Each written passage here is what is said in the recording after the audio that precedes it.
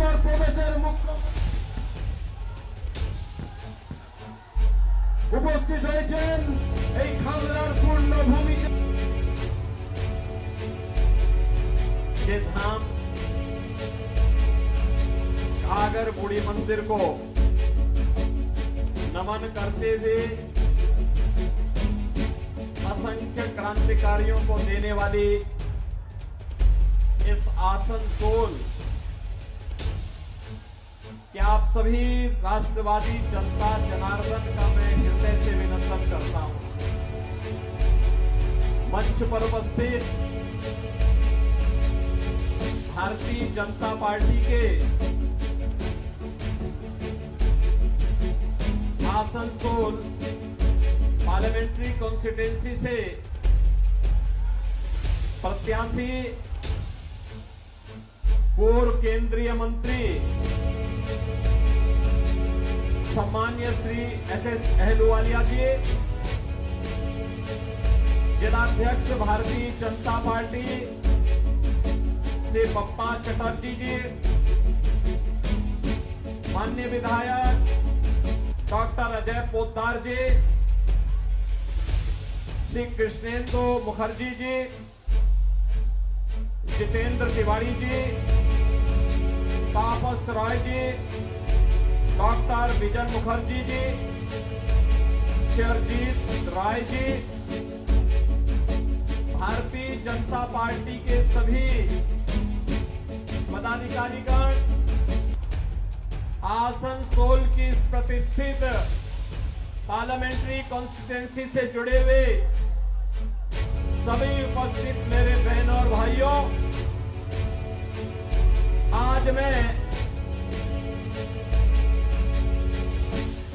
प्रभु श्री राम की पावन धरा अयोध्या की भूमि से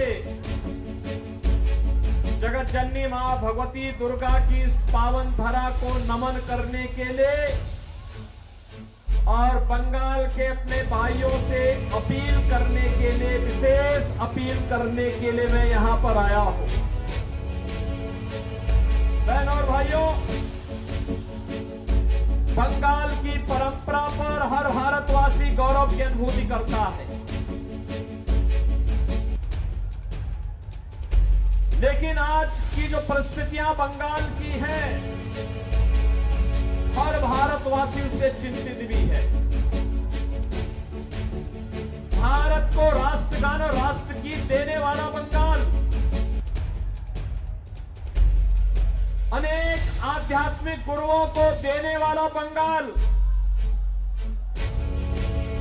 भारत की क्रांतिकारियों की एक लंबी श्रृंखला को पैदा करने वाला बंगाल,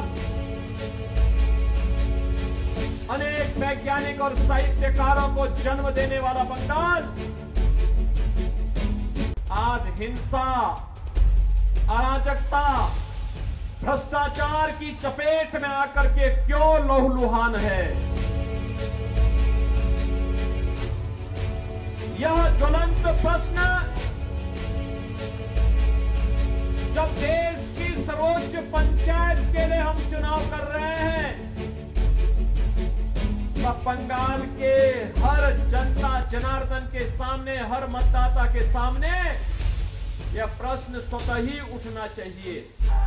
मोदी जी हर घर नल की योजना लागू करना चाहते हैं, लेकिन ये पानी नहीं देना चाहते, और इसलिए बहनों और भाइयों, हम सब आपके पास आए हैं। 5 वर्ष में यहां पे मैं देख रहा था, सज्जन भगवान राम की फोटो लेकर के खड़े हैं। थोड़ा उधर भी दिखा दीजिए, पब्लिक को भी दिखा दीजिए। देखो, अब देखो, यहां पे रामनवमी की शोभा यात्रा नहीं निकल रही है। उत्तर प्रदेश के अंदर 50,000 स्थानों पर दुर्गा पूजा के आयोजन होते हैं, 50,000 स्थानों पर। और पिछले 7 वर्ष में एक भी दंगा नहीं हुआ, एक भी जगह कर्फ्यू नहीं लगा, क्योंकि दंगा करने वाले और कर्फ्यू लगाने वालों को पता है, अगर दंगा करेंगे, श्री रामनवमी की जुलूस पर पथराव करेंगे, तो ऐसा उल्टा लटका देते कि 7 पीढ़ियां भूल जाती है उनका दंगा करना। दंगा करना भूल जाती है।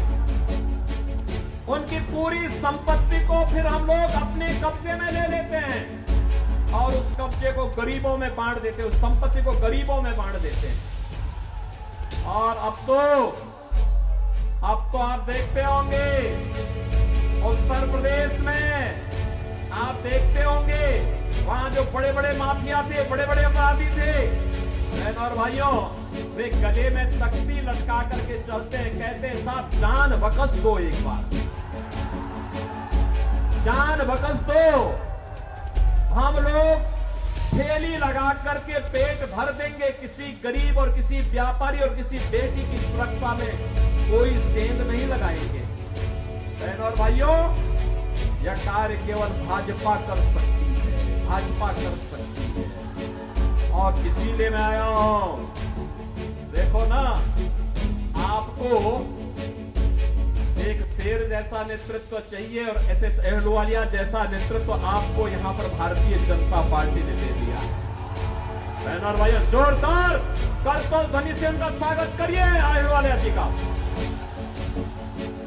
बहनों और भाइयों, मैं इसलिए आया हूं यहां पे क्योंकि अहलुवालिया जी आज से नहीं है नेता।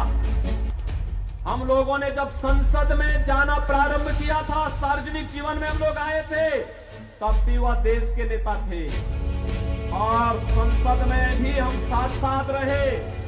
केंद्रीय मंत्री के रूप में भी आपने काम किया, भाजपा के प्रवक्ता के साथ साथ विभिन्न दायित्वों का निर्वहन किया। और मेरी आप सबसे अपील होगी, मोदी जी का प्रतिनिधि बन करके, अहलुवालिया जी का प्रतिनिधि बन करके घर घर आप स्वयं जाइए, कमल चुनाव चिन्ह के लिए वोट लाइए। इलेक्ट्रॉनिक तो वोटिंग मशीन है, ईवीएम में पहले नंबर पर एसएस अहलुवालिया जी का नंबर है, कमल छाप का, और पहला बटन दबाना है। इसके लिए सहमत हैं? घर घर जाएंगे, सुरक्षित और समृद्ध बंगाल बनाएंगे, आत्मनिर्भर और विकसित भारत की संकल्पना को आगे बढ़ाने में योगदान देंगे। लोग सहमत हैं तो मैं निश्चित होकर के जाऊंगा कि अहलुवालिया जी भारी बहुमत से विजयी बनेंगे। सहमत है ना? किसी बहकावे में तो नहीं आएंगे, नहीं आएंगे। सभी सहमत है ना? तो आप देखना, आप भी ऐसे आगे बढ़ेंगे जैसे आज अयोध्या में राम मंदिर का निर्माण आसानी से हो गया। सहमत है ना? कितने लोग अयोध्या गए ना? पहले में और अब में अंतर आया होगा ना? अब तो अच्छा लगा होगा ना बंगा वहां पे?